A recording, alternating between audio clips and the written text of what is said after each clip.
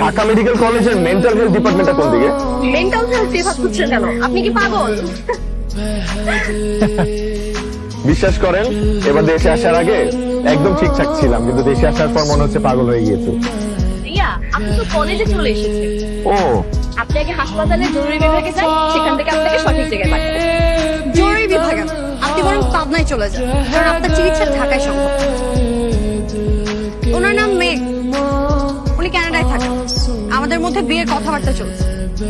সম্ভবত উনি আমাকে ইমপ্রেস করার জন্য এখানে এসেছেন। তাই আসলে আপনারা বিয়ে করতেছেন? আমার দিক থেকে তো আমি 100% রাজি।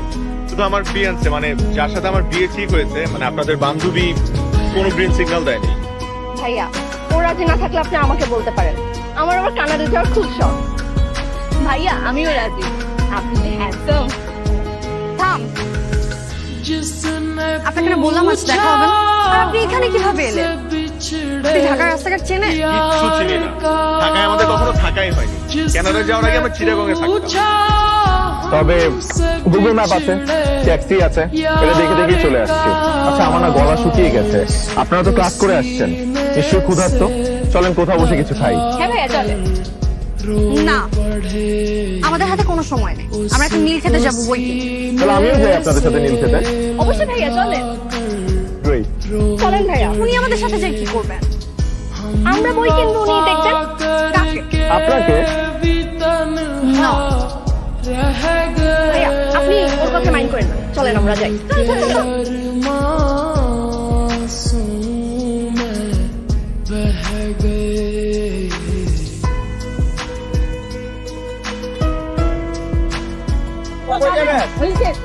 চল মামা। ভাইয়া, আপনারা দুজন তাহলে এক রিক্সা যান, আর আমরা দুজন ওটায় চলে যাই। আর রিক্সা হচ্ছে দুজন মানুষের কাছাকাছি আসা সব থেকে ভালো মাধ্যম। যা, আই, চল, চল, চল, চল। কাল ঘটক বাসায় ফোন করে বললো আপনি নাকি আমাকে বিয়ে করবেন বলে ফাইনাল ডিসিশন নিয়েছেন। কারণটা কি জানতে পারি? মানে আমার মধ্যে এমন কি আছে যে আপনার আমাকে বিয়ে করতে হবে?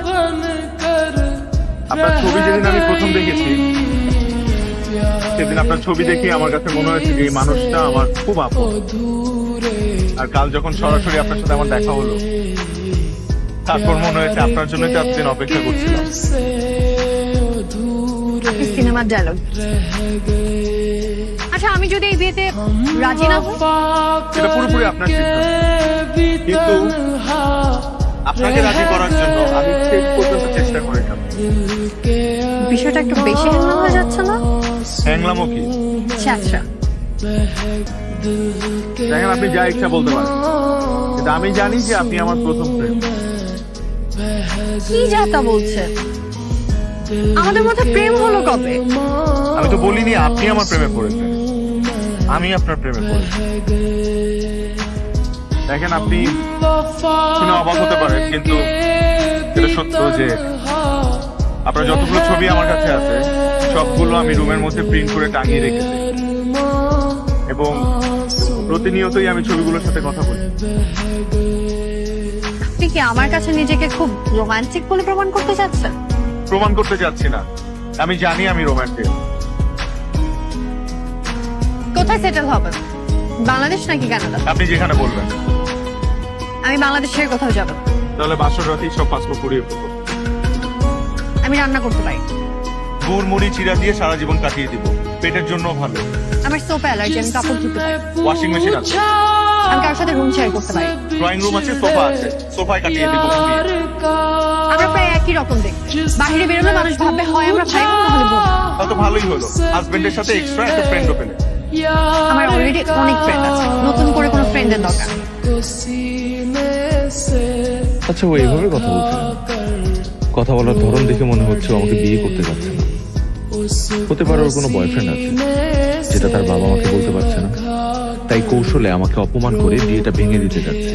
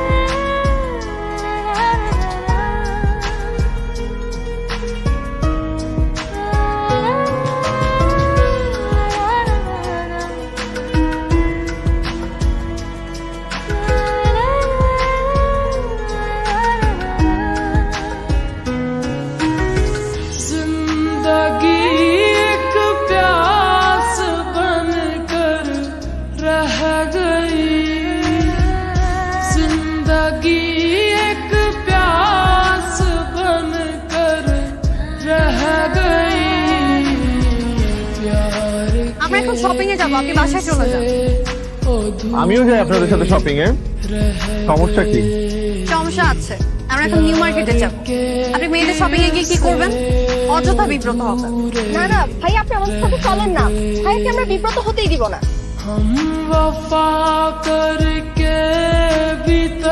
না যাই। ইট ওয়াজ লাভলি মিটিং ইউ গাইজ। ভালো থাকবেন, আছি। মেয়ে,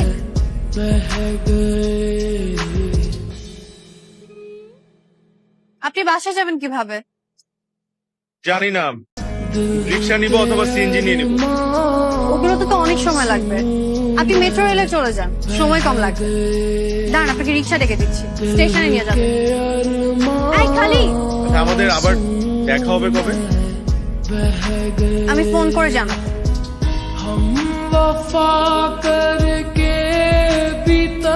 হাই, আমি আপনার জন্য প্রতিদিনই ফ্রি। সিনেমার মতো ডায়লগ ছাড়বেন। শোনেন, কালকে আপনাকে নিয়ে সপ্তপুর যাব। আপনি কালকে সকালে রেডি থাকবেন। বাই। G madam.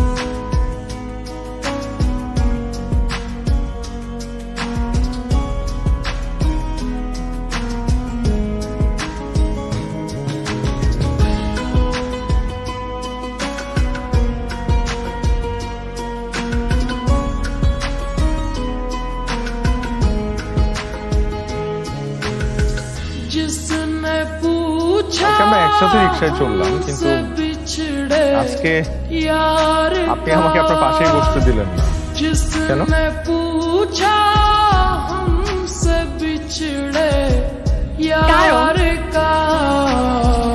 কালকে ফ্রেন্ডের চালাকিতে আমি আপনার সাথে বসেছিলাম, না হলে আপনার পাশের সিটে কখনোই বসতাম না।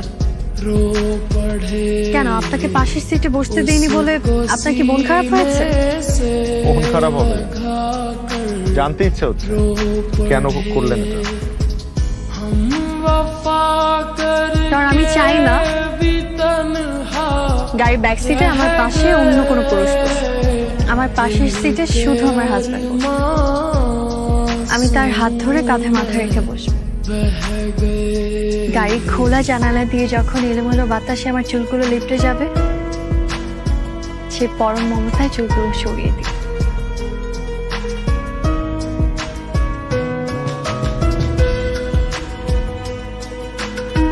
এই জায়গাটা সুন্দর না? আমি যখনই আমার দাদুর বাসায় এখানে আসি, তখনই এখানে এসে কিছুক্ষণ বসে থাকি।